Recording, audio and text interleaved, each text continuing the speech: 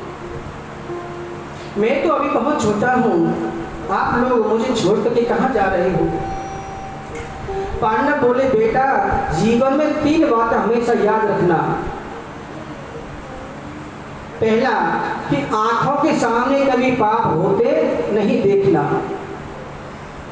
दूसरा, शत्रु यदि शरण में आ जाए तो उसकी प्राण रक्षा करना, अभय देना। और तीसरा, अतिथि का सदा सत्कार करते रहना।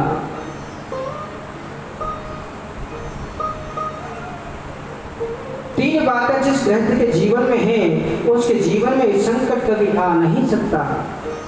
चारों भाइयों का प्राणांत बीच में हो गया, द्रौपदी का पतन हो गया, सशरीर तो केवल धर्मराज युधिष्ठिर ही स्वर्ग पधारे। यद्यपि 1 मिनट का नरकवास उन्हें देखना पड़ा। पांडवों ने अपने जीवन में यही अपनाया, कृष्ण के अलावा कुछ स्मरण नहीं किया। एक में जीवन को निष्ठा लगाओ अपने जीवन में, यही जीवन की प्राथमिकता है। इससे बड़ा कोई स्वरूप नहीं हो सकता। परीक्षित बड़भागी हैं, पांडव लोग अपने प्रशासन को करके चले गए, लेकिन उनके द्वारा जो उपदेश परीक्षित को प्राप्त होगा वे उनके जीवन में महान बना गए। इसलिए बचपन से ही उनमें दृढ़ता है।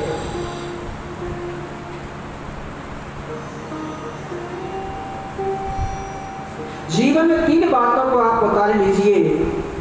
आज के व्यक्ति में इतनी अशांति क्यों है? हम किसी भी व्यक्ति से मिलने कहते हैं महाराज टेंशन बहुत है। कभी बेटा नहीं सुनता, कभी बेटी नहीं सुनती।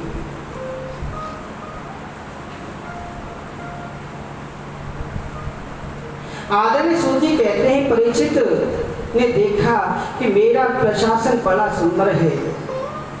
गायों के स्तरों से स्वतः ही दुग्ध निकलता रहता है। कोई व्यक्ति अपने घर में ताला नहीं लगाता। चोर डाकू परीक्षित के राज्य में होते नहीं हैं। ऐसा सुंदर उनका प्रशासन है।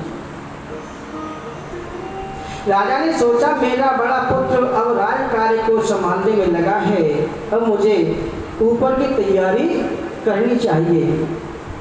एक संत ने कहा कि आप 24 घंटों को 3 भागों में बांटो। 8 घंटे सो, 8 घंटे कमाओ और 8 घंटे भगवान का भजन करो। तो एक व्यक्ति बोला महाराज 8 घंटे आपने कमाने के लिए दिया, बहुत अच्छा। 8 घंटे सोने के लिए दिया, वो भी बहुत अच्छा। लेकिन जो आपने ये 8 घंटे भजन करने के लिए दे दिए, ये बहुत ज्यादा दे दिए महाराज, इतना समय नहीं हमारे पास। संत ने कहा कि इसके 4 भाग, चलो 4 भाग बना लो।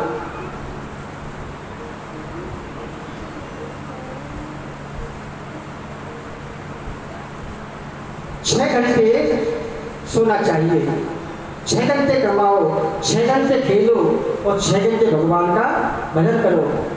वह व्यक्ति बोला महाराज आपने कमाने के 2 घंटे कम कर दिए, 2 घंटे सोने के कम कर दिए, खेलने की तो चलो कोई बात नहीं है, लेकिन ये 6 घंटे अभी भी ज्यादा है। तो संत ने कहा 21 घंटे तुम कुछ भी करो, लेकिन 3 घंटे तो भगवान के भजन के लिए जरूर निकालो।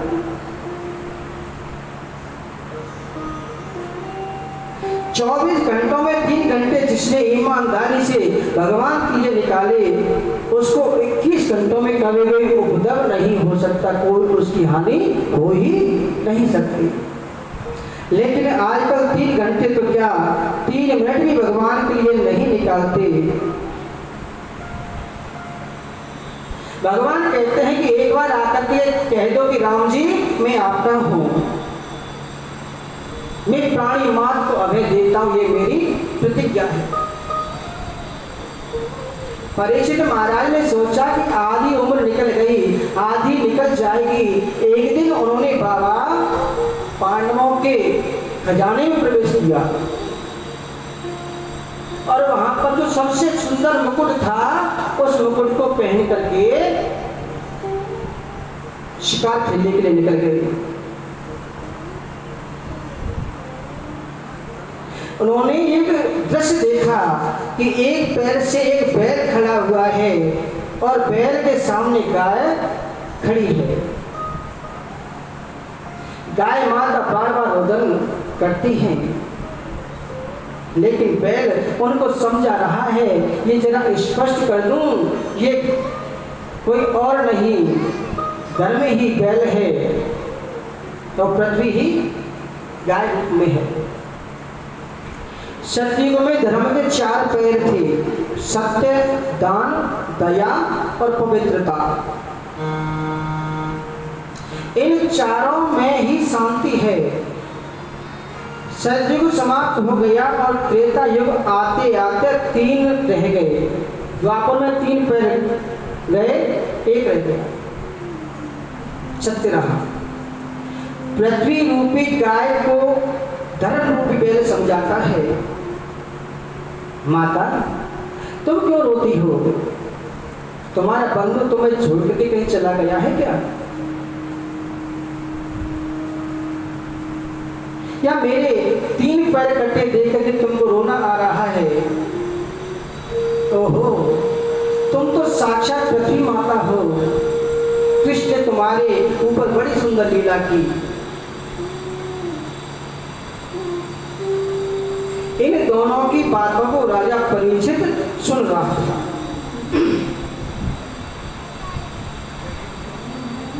और पास में आए और बोले, ये आपके 3 पैर किसने काटे हैं? मैं परीक्षित हूँ, पांडवों का बेटा। मेरे राज में ऐसा अनादिकाल कार्य किसने किया है? आप साक्षात धर्म के स्वरूप हैं, आपके 3 पैर किसने काटे हैं?